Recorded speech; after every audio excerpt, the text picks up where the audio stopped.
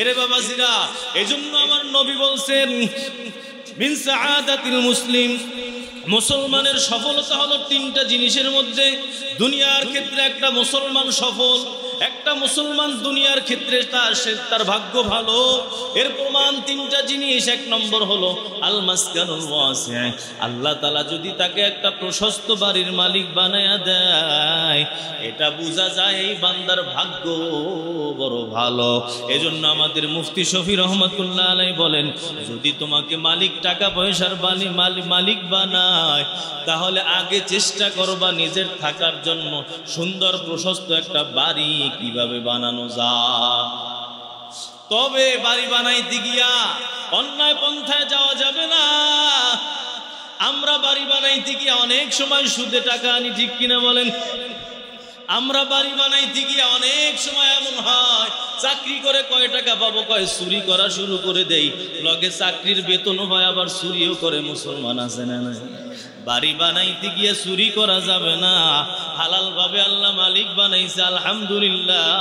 যদি সম্ভব হয় তাহলে আপনি শুরু করে দেন, আর যদি সম্ভব না হয়, এত লোড লওয়ার জন্য বলে নাই। এই বয়ান শুনে আবার মনে কইরেন না যে আমার তাড়াতাড়ি বাড়ি বানাই দইব, টাকা নাই পয়সা নাই, কেমনে কয় প্রেশান, কেমনে জায়গা কিনবো, কেমনে বাড়ি বানাবো, টেনশনে ঘুম নাই, নামাজ নাই। এই কথা কিন্তু আমার মালিক নবী বলেন নাই। আমার নবী বলছেন, বাবা যদি আল্লাহ তোমাকে হালাল ভাবে দিয়া দেয়, বাড়ির মালিকে যদি আল্লাহ হালাল ভাবে বানায়, এটা বোঝা গেল তুমি দুনিয়া একটা সফল মুমিন হয়ে গেছো। কিন্তু এর অর্থ এটা না যে বড় বাড়ি বানানোর জন্য ঘুষ খাইলাম, সুদ খাইলাম, অন্যের উপর জুলুম করলাম, অন্যের জায়গা জমি দখল করলাম। রে বাবা, এটা বড় অন্যায়, বড় জুলুম, বড় হারাম, বড় নাফরমানি। ঠিক কিনা জোরে কর।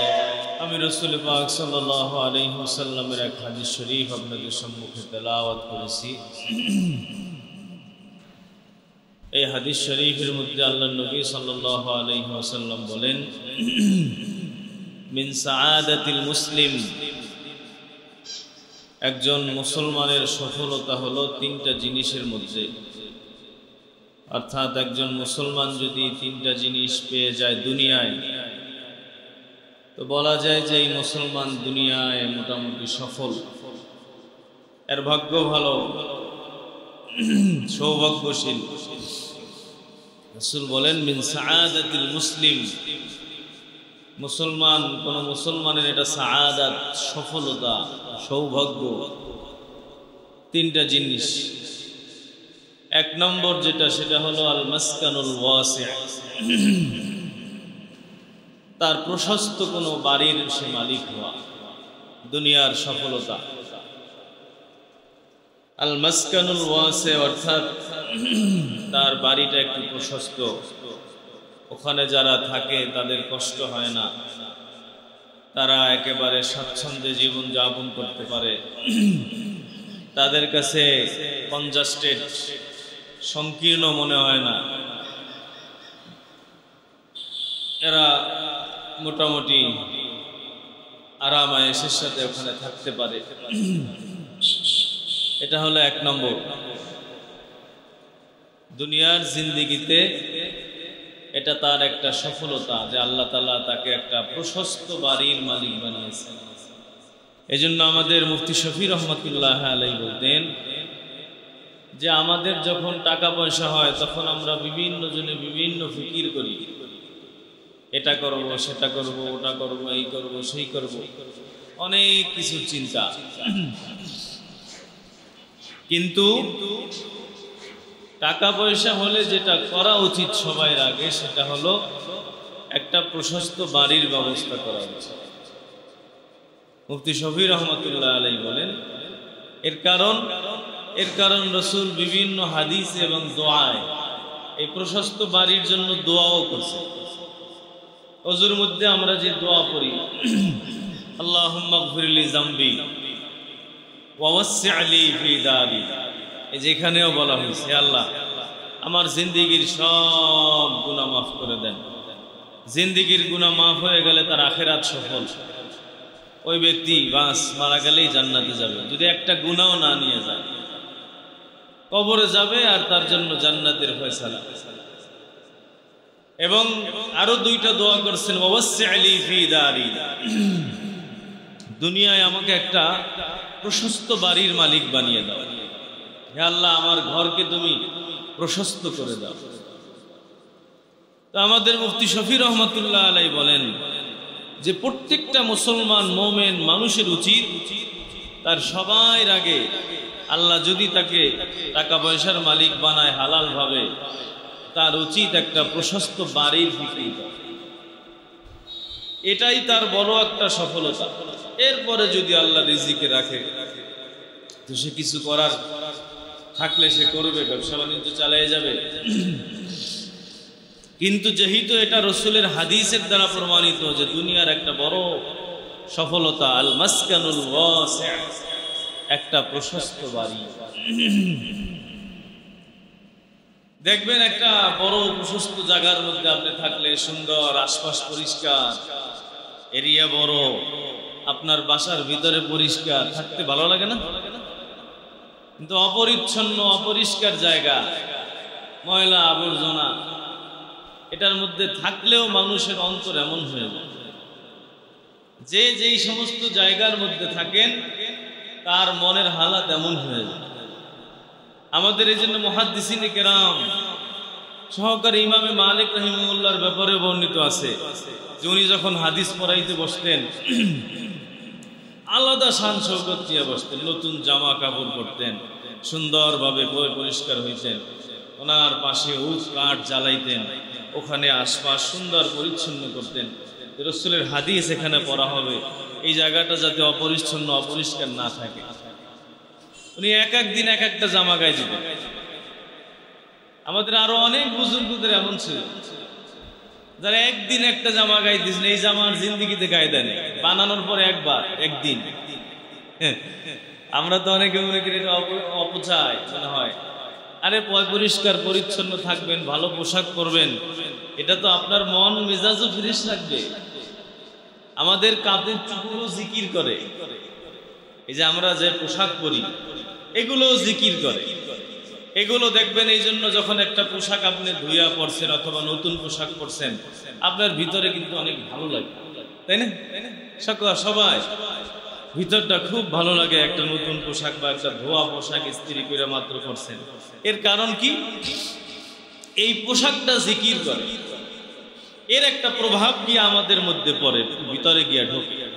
এই জামাটাই যখন একদিন দুই দিন তিন দিন হয়ে যায়, ময়লা হয়ে যায়, এটা আর ভালো লাগে না, তখন এটা খুলতে মনে চায়, এটা খুললে আর পড়তে মনে চায় না। এর কারণ যখনই সে ময়লা হয়েছে তো তার জিকির বন্ধ হয়ে গেছে। এজন্য পরিষ্কার থাকা, ভালো থাকা, এটা একটা মুসলমানের শান শৌকত, এটা দুনিয়াবি না। আল্লাহ যদি আপনাকে ভালো থাকতে দেয়, ওসাদ দেয়, আপনি থাকবেন না কেন? আপনি দান করবেন, মানুষকে হাদিয়া দিবেন, নিজে ভালো খাবেন, আর একজনকে দাওয়াত দিয়ে ভালো খাওয়াবেন, আপনি ভালো পড়বেন, আপনার ছেলে মেয়ে বিবি তাদেরকে ভালো পড়াবেন, এটাই তো দুনিয়া। এই পয়সা হাজার কোটি টাকা ব্যাংকে রেখে গেলে কি লাভ? কোনো লাভ নাই। রাসূল বলেন যেটা তুমি খাইছো, যেটা তুমি ব্যবহার করছো এবং যেই টাকাটা তুমি দান করছো, এই তিনটা জিনিস তোমার। যেটা ভক্ষণ করলা, যেটা ব্যবহার করে পুরান করে দিছো এবং যেটা তুমি দান করছো, এই তিনটা জিনিস তুমি তোমার পাইছো। এছাড়া বাকি ব্যাংকে যেটা আছে এটা তোমার না। ওই কারো কাছে কোথাও বিশাল সম্পদ রাইখা আসছে, বান্দরবন গেছেন, ওখানে গিয়া ভাবেন যে বান্দর বন্দর থাকে, এখানে 200 বিঘা জায়গা কিনা রাইখা আসছে, ওই বান্দরবন ওইখানেই থাকবে, ওইটা দিয়ে আর আপনার কিছু মানুষ সব দেখেন না। আমাদের বিনোদী হিসেবে বান্দরবন, কক্সবাজার, টেকনাফ, তেতুলিয়া যেখানে যাবেন এখানে ওনার জমি আছে, নেশা, এগুলো লাভ নাই। মরে গেলে সব যার যার জায়গায় পড়ে থাকবে। রাসূল বলছেন যেটা তুমি খাইছো এটা তোমার, যেটা তুমি ব্যবহার করছো, দামি দামি পোশাক পরিচ্ছেদ, জুতা, এটা তোমার, যেটা তুমি দান করছো এটা তোমার, এটা তুমি গিয়া পাবা। আরে নিজে খাইলেও সওয়াব আছে, সুবহানাল্লাহ। আমি যেটা খাইলাম আমার নিজের জন্য, এটার মধ্যে মালিক সওয়াব রাখছে। খাইয়া আমি আমার দেহকে শান্তি প্রশান্তি দিলাম, এটার মধ্যে আমার নেকি হইল। তো নেকের কাজ করতে আমার সমস্যা কোথায়? আপনি বাজারের মধ্যে এমন কিপটামি করেন কেন? ঠিক কিনা? বহুত মানুষ আছে ভালো করে বাজার করে না, ভালো করে খায় না, তেলাপিয়া মাছ কম দামি মাছটা কেন, কেন বেশি দামি মাছটা কিনে?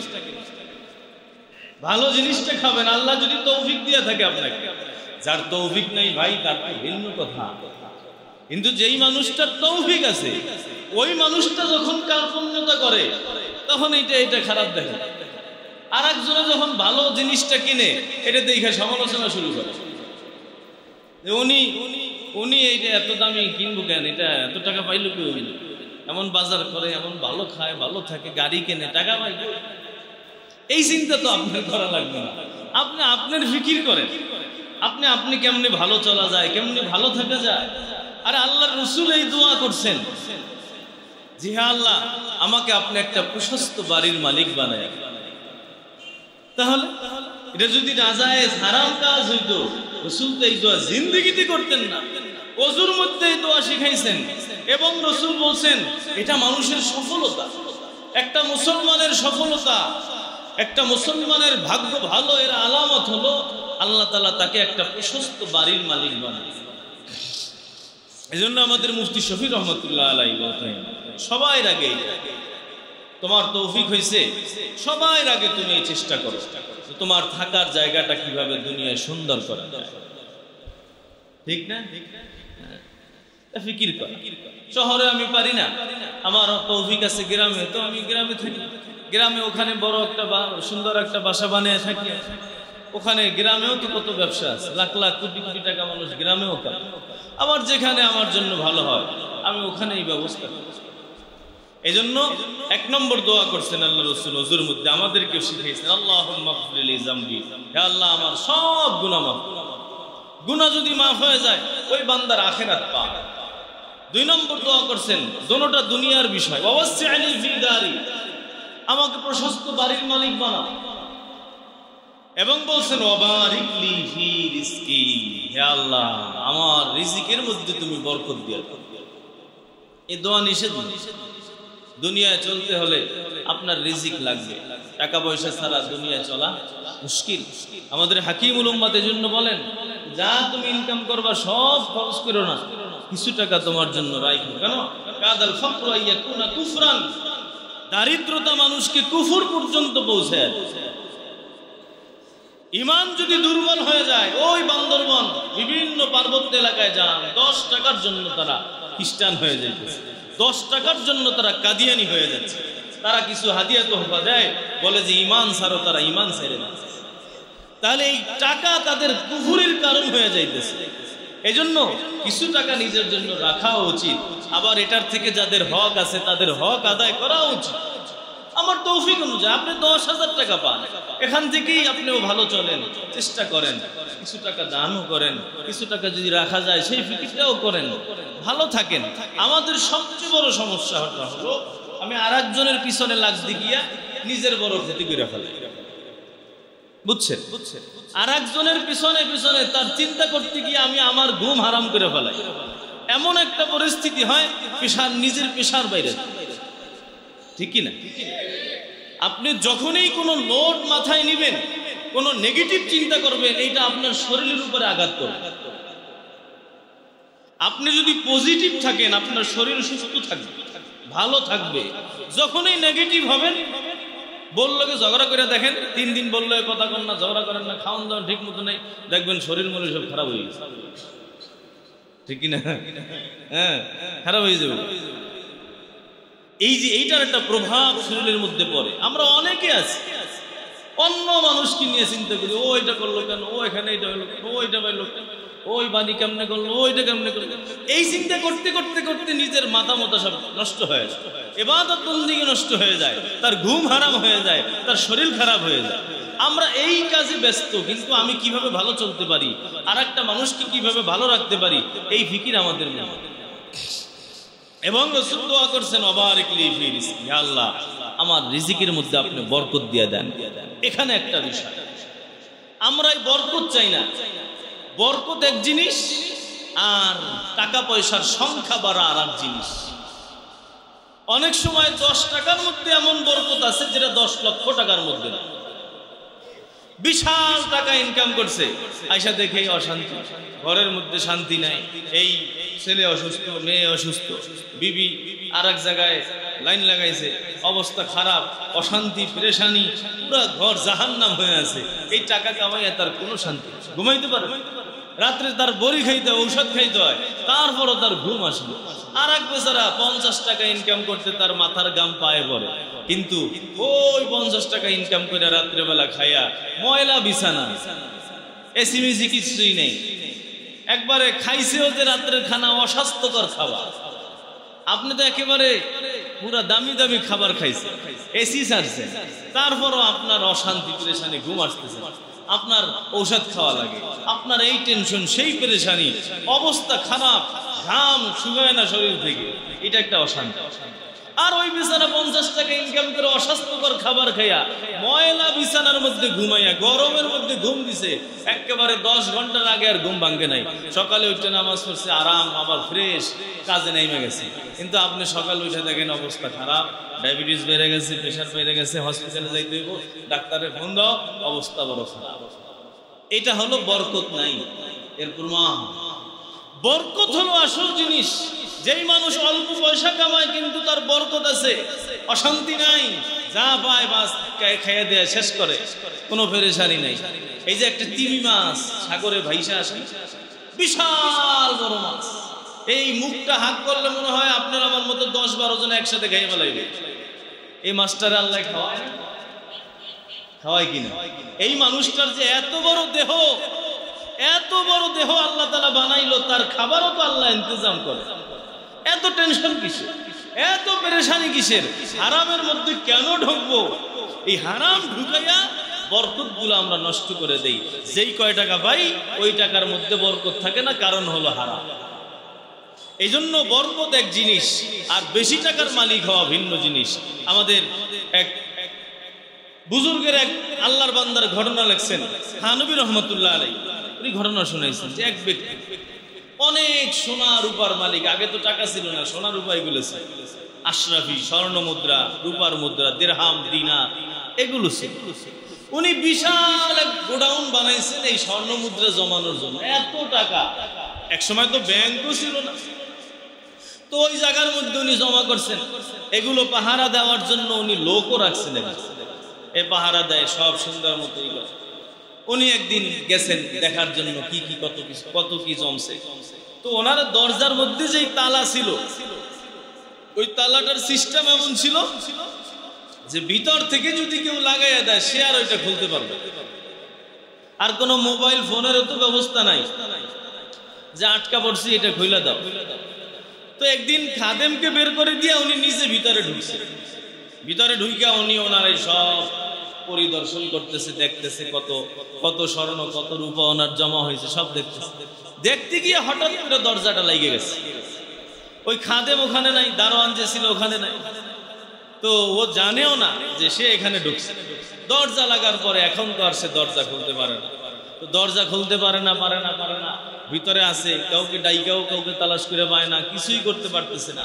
আমাদের হাকিমুল উম্মত বলেন যে এই মানুষটা স্বর্ণ মুদ্রার পাহাড়ের উপরে বসে আছে, তার পায়ের নিচে সব স্বর্ণ মুদ্রা, কিন্তু সে না খেয়ে ওখানে মরতেছে। ওখানে একদিন, 2 দিন, 3 দিন যায়, সে টাকার খনির মধ্যে বসা, স্বর্ণ মুদ্রার খনির ভিতরে বসা, কিন্তু বেচারার খাবার নাই। এ না খাইতে না খাইতে তার এই টাকা পয়সা, তার খাবারের ব্যবস্থা করতে পারে নাই। হাকিমুল উম্মত বলেন এই টাকা পয়সা তার মুক্তির ব্যবস্থা করতে পারে নাই, এই টাকা পয়সা তার দরজাটাও খুলতে পারে নাই, ঠিক কিনা? অথচ টাকা পয়সা দিয়ে কত কিছু করা যায়, তার দরজাটা বন্ধ হয়ে গেছে।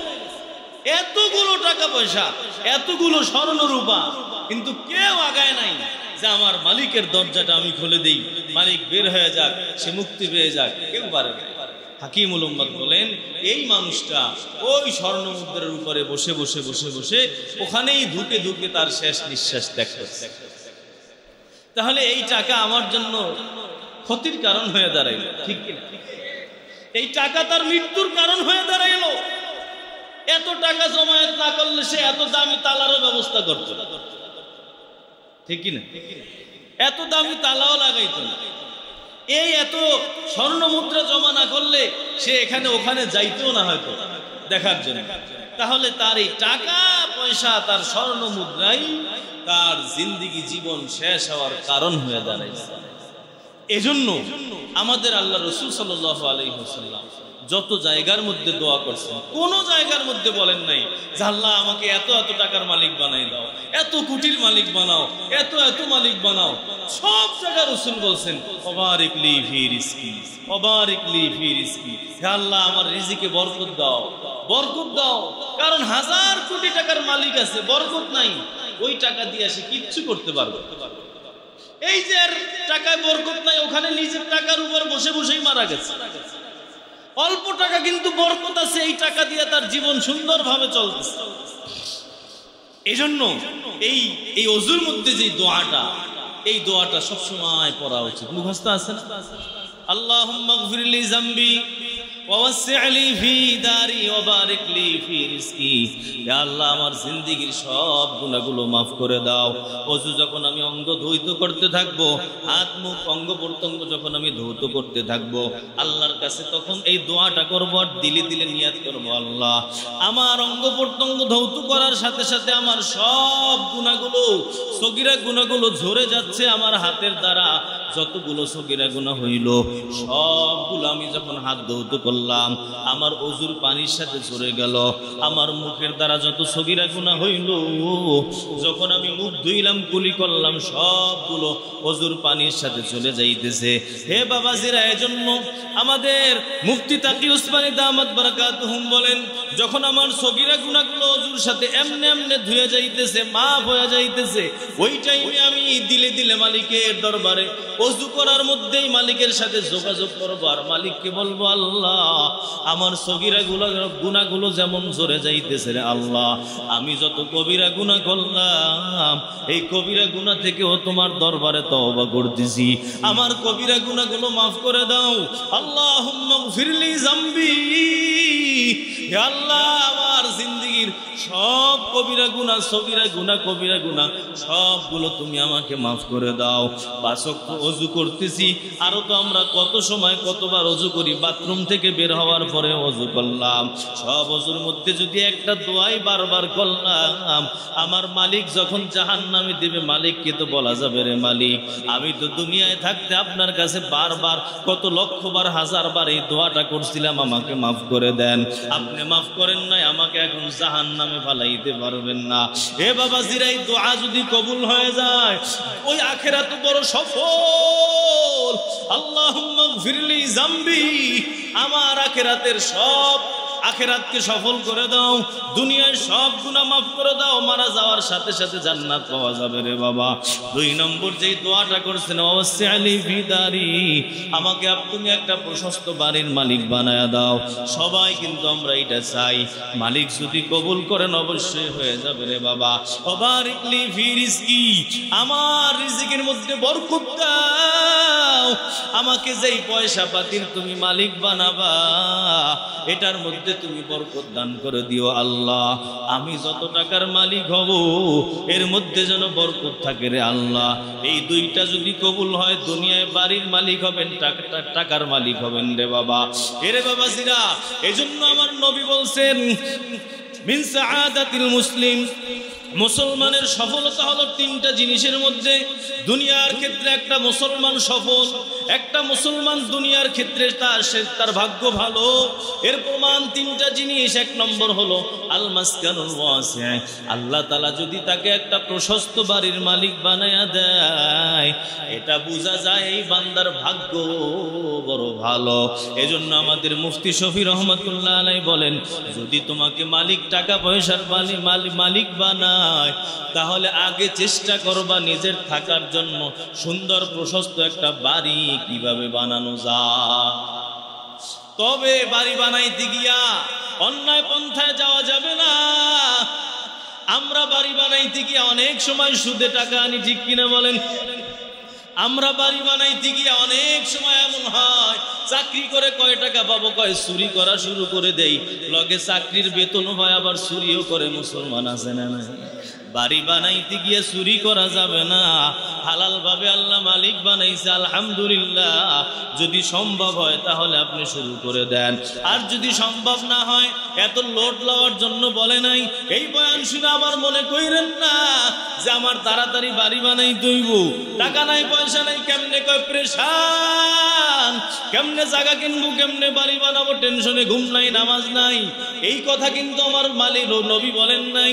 আমার নবী বলছেন, বাবা যদি আল্লাহ তোমাকে হালাল ভাবে দিয়া দেয়, বাড়ির মালিকে যদি আল্লাহ হালাল ভাবে বানায়, এটা বোঝা গেল তুমি দুনিয়া একটা সফল মোমেন হয়ে গেছো।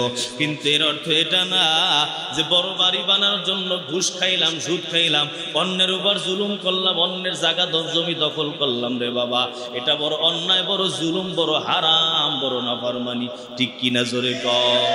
অথচ আমাদের এই কাজটাই বেশি হয়। একটা আছে, একটা হয় না, আরো একটা লাগবো, আরো একটা বানাইতে গিয়া ব্যাংকের থেকে এমন লোন লইব, ওই বাড়িও যদি বিক্রি করে, ওই মালিকরেও যদি বিক্রি করে, তারপরও লোন পরিশোধ হয় না। ঠিক কিনা জোরে কন। এই কথা তো আমার নবী বলেন নাই। হে বাবাজিরা, সুদের মধ্যে যখনই তুমি আমি ঢুকবো, এই সুদ আমাকে আমাকে চিরতরে ধ্বংস করে দিবে। এই রাস্তার মধ্যে যাওয়া যাবে না। আমার নবী তাহলে যেটা বললেন, এক নম্বর সফলতা হলো আল মাসকানুল ওয়াসিউ, একটা প্রশস্ত বাড়ির মালিক হওয়া। দুই নম্বর সফলতার কারণ আল জারুস সালেহ, অর্থাৎ তুমি যেই মহল্লায় থাকো, তোমার প্রতিবেশী যারা, তারা বড় ভালো। প্রতিবেশী যদি ভালো পেয়ে গেলাম, যেই বান্দা, যেই মানুষটা ভালো প্রতিবেশী পাইল, মহল্লার মানুষগুলো বড় ভালো, তাকে কষ্ট দেয় না, তার কিবাদ শেকায়েত করে না, তার বিরুদ্ধে মিথ্যা রটায় না, তার বিরুদ্ধে উল্টা পাল্টা কিছু করে না। যেই মহল্লায় আমি থাকলাম, ওই মহল্লার মানুষগুলো বড় ভালো। আল জারুস সালেহ, নবী বলেন যারা সৎ নেককার প্রতিবেশী পেয়ে যাও, তুমিও বড় একজন সফল মানুষ। রে বাবা, আজকে এই বয়ান যখন করা হয়, সবাই আর একজনের দিকে তাকায়, আমার ওই প্রতিবেশীটা ভালো না, আমার ওই প্রতিবেশীটা ভালো না, আমার ওই প্রতিবেশীটা ভালো না। কিন্তু আল্লাহর কসম, আমি যে নিজে খারাপ, আমি যে আর কয়েকজনকে কষ্ট দিচ্ছি, আমি শুধু চিন্তা করি আমার ওই প্রতিবেশীটা খারাপ, কিন্তু আমিও যে খারাপ এই খবর কারোর মধ্যে নাই। ঠিক কিনা? নবী বলছেন আল জারুস সালেহ, নেক প্রতিবেশী, এটা একটা মুসলমানের জন্য সফলতা।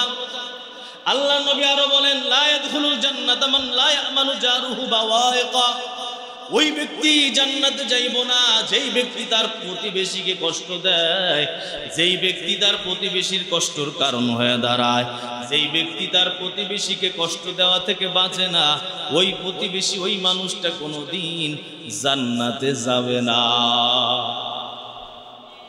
কঠিন হাদিস। লা ইয়াদখুলুল জান্নাহ মান, ওই ব্যক্তি জান্নাতে যাবে না, লা ইয়ামানু জারুহু, যার প্রতিবেশী নিরাপদ নয়, বাওয়াইকাহু, তার কষ্ট থেকে, সে প্রতিবেশীকে বিভিন্নভাবে কষ্ট দেয়। এই যে যেভাবে কথার মাধ্যমে কষ্ট দেয়, কাজের মাধ্যমে কষ্ট দেয়, বিভিন্নভাবে কষ্ট দেয়, যারা প্রতিবেশীকে কষ্ট দাও, নবীর এই হাদিস অনুযায়ী ওই মানুষ জান্নাতে কোনোদিন যাইতে পারবে না। অথচ আমার পাশের বাড়িওয়ালার সাথেই আমার সবচেয়ে বড় শত্রুতা। ঠিক কি না জোরে কর? আমার পাশে যে থাকে, একে আমি দেখতেই পারি, অনেকে প্রকাশ করে, অনেকে করে না, তার সাথে মহব্বত সব সময় একটা রেশারেশি লেগেই থাকে। অথচ সৎ প্রতিবেশী, এটা যদি কেউ পেয়ে যায়, এই বান্দা সফল। আমাদের আবু হামজা সুক্কারি রহমতুল্লাহ আলাইহি নামে এক বড় বুজুর্গ ছিল। এই আবু হামজা সুক্কারি, উনি এক এলাকায় থাকতেন, বুজুর্গ মানুষ। দেখেন, কোন মহল্লায়, কোন এলাকায় কোন আলেম বসবাস করা, কোন বুজুর্গরা থাকা, এইটাই মহল্লার জন্য সফল। আপনার পাশে কোনো আলেম আছে, এটার ফায়দা ওই লোকটা বুঝে যেই লোকটার 15-20 কিলোমিটারের মধ্যে কোনো আলেম নেই। আমাদের দেশে মসজিদের অভাব না, ইটালি যান, জুমার নামাজ পড়তে 400-500 কিলোমিটার যাওয়া লাগে মসজিদে। ওই লোকটা বুঝে যে আমি বাংলাদেশে থাকতে তো আজান শুনতাম, বয়ান শুনতাম, মসজিদ তালাশ করে পাইতাম, আমি তো এখন একটা মসজিদ তালাশ করেও পাই। আবু হামজা সুক্কারি এই বুজুর্গ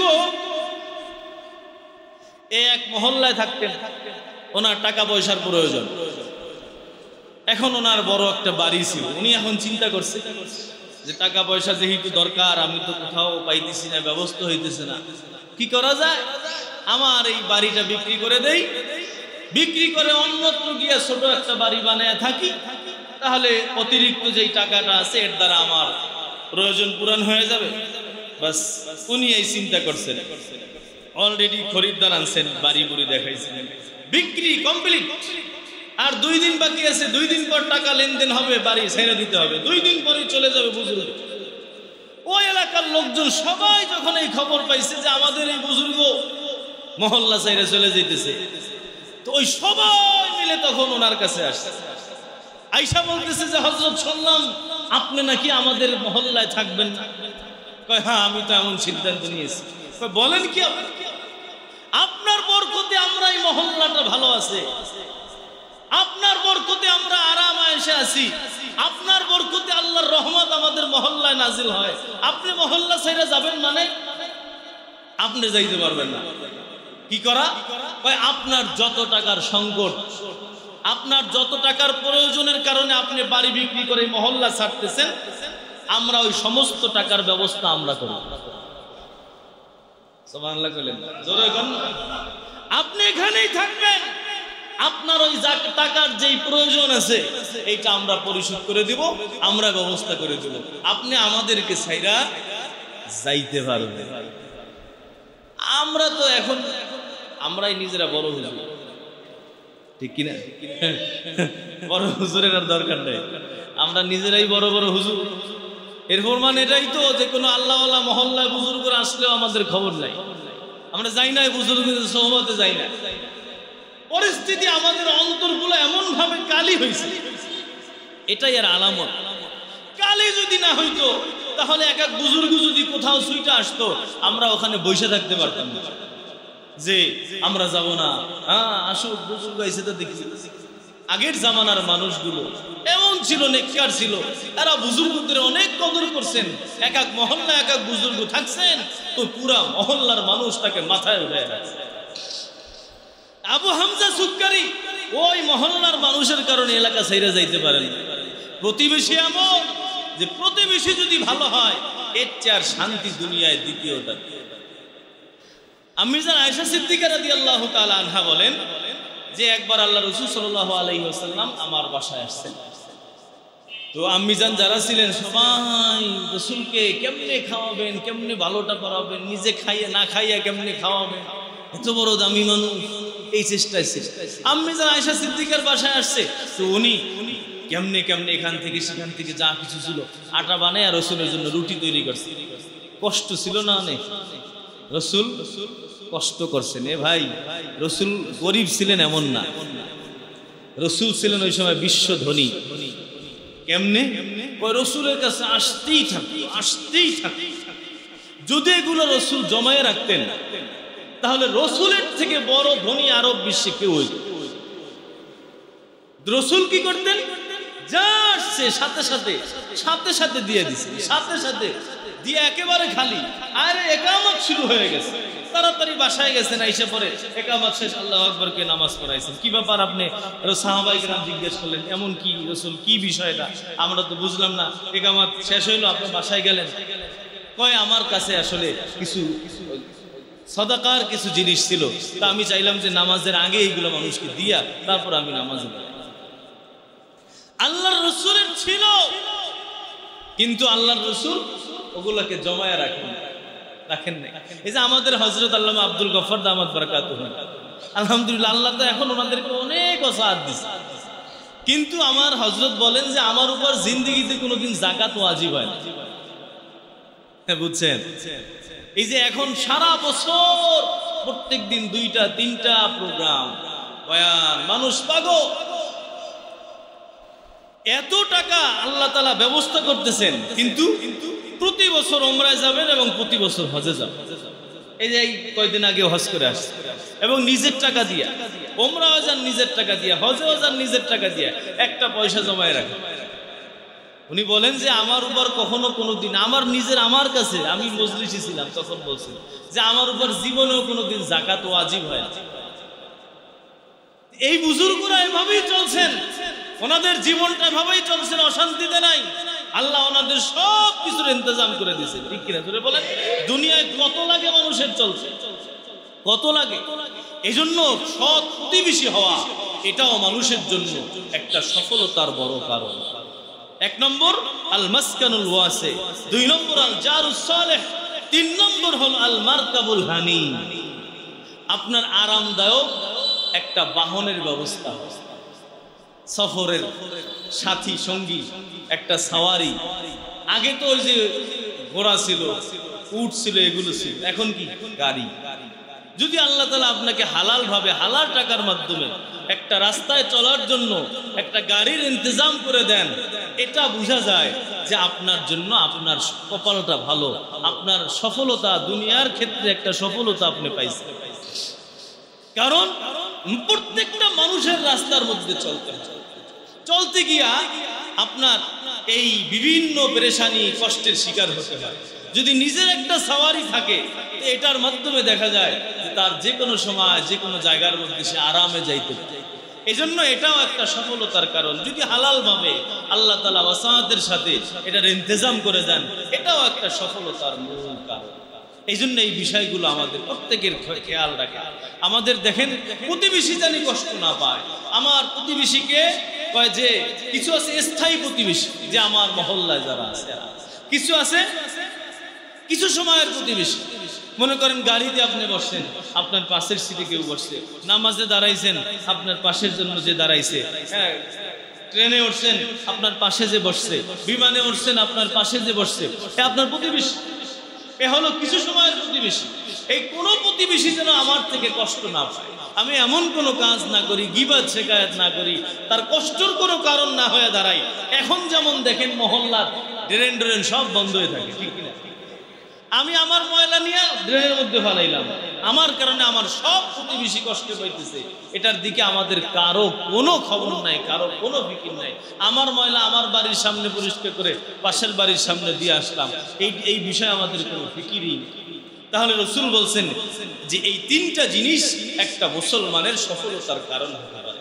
তবে আবার রাসূল আর এক হাদিসে বলেছেন যে 3টা জিনিস হলো মানুষের জন্য কুলক্ষণ। 3টা জিনিস, একটা হলো বাড়ি, আর একটা হলো গাড়ি, আর একটা হলো স্ত্রী। তাহলে এই হাদিসের সাথে টক্কর লেগে গেল না? এই হাদিসে রাসূল বলছেন যে এগুলো সফলতা দুনিয়ার লাইনে, আর এখানে বলছেন যে এগুলো কুলক্ষণ। আসল জবাব হলো যে কুলক্ষণ বলতে দুনিয়ায় কিছু নেই। লা তিয়ারাতা ফিল ইসলাম, লা আদওয়া ওয়ালা তিয়ারাতা ফিল ইসলাম। ইসলামের মধ্যে সোয়াসুই রোগ বলতেও কিছু নাই, কুলক্ষণ বলতেও কিছু নাই।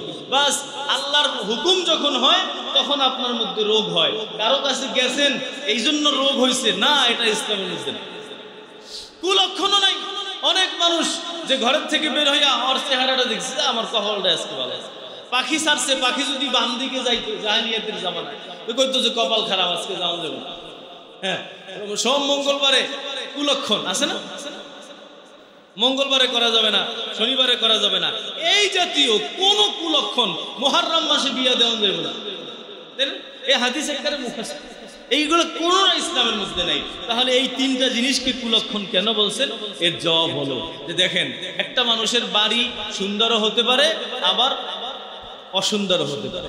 একটা মানুষের ঘর যদি এমন হয় পুরান হয়ে গেছে, একেবারে মাটির নিচে গেছে, এই যে এখন মহল্লা অনেক বাড়ি ডুবে গেছে না, পানি ওঠে, এই বাড়ি যদি ভালো হয়, আরামদায়ক হয়, প্রশস্ত হয়, তাহলে তো এটা তার জন্য আরামের কারণ হয়। কিন্তু যদি কোনো বাড়ি পুরান হয়ে গেছে, খারাপ হয়ে গেছে, তার পয়সাও নাই, নিচু হয়ে গেছে, পানি ঢুকতেছে, পোকামাকড়ের বাসা, ইঁদুরের বাসা, এই বাড়িটা তার জন্য কুলক্ষণের মতো। অর্থাৎ এটা সে নতুন বাড়ি বানাইতেও পারতেছে না, পয়সাও তার নাই, তার টাকা পয়সার ইন্তজামও নাই, অথচ তার কষ্ট হইতেছে। এটা হাদিসে বুঝাইছে যে এই বাড়ি যেমন মানুষের আরামের কারণ হয়, এই বাড়িই আবার মানুষের কষ্টের কারণ হয়ে যায়। কষ্টের কারণ যেটা, এটা তো তার জন্য একটা বিপদ হয়ে গেল। 2 নম্বর স্ত্রী। কারো বউ যদি ভালো হয়, ওই মানুষটা দুনিয়া একটা জান্নাত হয়ে যায়, ঠিক না? আর যদি কারো বউ খারাপ পইরা যায়, মনে করেন যে আর ভালো মানুষটা অসুস্থ হয়ে যায়, ঠিক কি? আবার জামাইও তো খারাপ আছে, খালি বউই কি খারাপ? কোন মহিলার কপাল ভালো হয় কখন, যেমন ভালো একটা জামাই পেয়েছে। আবার মহিলার কপাল খারাপ কখন, খারাপ একটা জামাই পেয়েছে, তো তার কপালটা পুরো দুনিয়াটাই জাহান্নাম। এই জন্য রাসূল বলছেন, স্ত্রীর মধ্যে কুলক্ষণ মানে যদি বউ খারাপ হয় তাহলে এটা আপনার দুনিয়ারই জাহান্নাম বানায়। এরপর বলছেন গাড়ির কথা, যে সাওয়ারির মধ্যে কুলক্ষণ আছে, এর মানে হলো এই সাওয়ারি ভালো হতে পারে, খারাপও হতে পারে। আমাদের মুফতি শফি রহমাতুল্লাহ আলাইহি বলেন, আমাদের এক বন্ধু ছিল, ওই বন্ধু যদি বিকাল 5টায় কোথাও বের হওয়ার প্রোগ্রাম করতো, সে সকাল 9টার থেকে তার গাড়ি ঠিক করতে নামতো। সকাল 9টার থেকে আমরা তাকায় দেখলে কোনো সময় দেখতাম যে গাড়ির নিচে ঢুকে ঠিক করতেছে, কোথাও আবার মাথা ঘুমাইছে, কোথাও আবার সাইডে ঘুমাই এটার নাট লাগাইতেছে। তো এর 9টার থেকে শুরু করে বিকাল 5টা পর্যন্ত তার গাড়ি ঠিক করতে করতে সময় যায়। তো এই যে একটা বিপদের কারণ, কোথাও বের হবে। আসলে দেখেন, এটা তো আমরা বুঝি না, কারণ আমাদের দেশে রিক্সা আছে। রিক্সা তো আর সব দেশে নাই, সৌদি আরবে আছে, ওখানে প্রত্যেকের নিজের গাড়ি আছে। বাসেরও এমন ইন্তজাম নাই, লোকাল বাসও নাই। ওখানে বড় 500-1000 কিলোমিটার দূরত্বের বাস আছে, লোকাল কিছুই নেই, ট্যাক্সি আছে, ওগুলোও টাকা লাগে। এজন্য প্রত্যেকের প্রাইভেট গাড়ি আছে, নিজের গাড়ি নিজেই চালায়। আমাদের তো ড্রাইভার আছে, ওখানে ড্রাইভারও নাই। আমাদের দেশে রিক্সা আছে দেখা আমরা এটার কদর বুঝি। যে কোনো জায়গায় এমন চাইলে রিক্সাটা নিয়ে চলে দিচ্ছি, লোকাল বাস আছে, আবার মুড়ির টিন আছে, কত কিছু আছে না? অভাব নাই আমাদের দেশটার মধ্যে, সব কিছু আছে বাংলাদেশের মধ্যে। দেশি গরু যেমন আছে, উচ্চ বংশীয় গরুও আছে আমাদের দেশে। চেনেন উচ্চ বংশীয় গরু? এই বংশে গরুর আবার বংশ কেমনি কি, এগুলো কি? এই বাংলাদেশ 12 কুতুবের দেশ, সব কিছু পাওয়া যায় না। উচ্চ বংশীয় গরু, উচ্চ বংশীয় ছাগল, আজীব মুআমালা। যার কারণে উনি বলেন যে কারো গাড়ি সাওয়ারি এটাই তার মাধ্যম, দূরে দূরে বাড়ি, এই গাড়িটা নিয়েই তার যাতায়াত করতে হয়। কোনো রিক্সা নাই, কোনো লোকাল গাড়ির ব্যবস্থা নাই, কিচ্ছু নাই, হয়তো পায়ে হেঁটে যেতে হয়, না এই গাড়িটা চালাই যেতে হয়, ভাঙ্গা গাড়ি। এখন এই গাড়িটা যদি ভাঙ্গা চুরা হয়, এটা তার জন্য একটা কুলক্ষণের কারণ হয়ে দাঁড়ায়। এইটা হলো এই হাদিসের জবাব।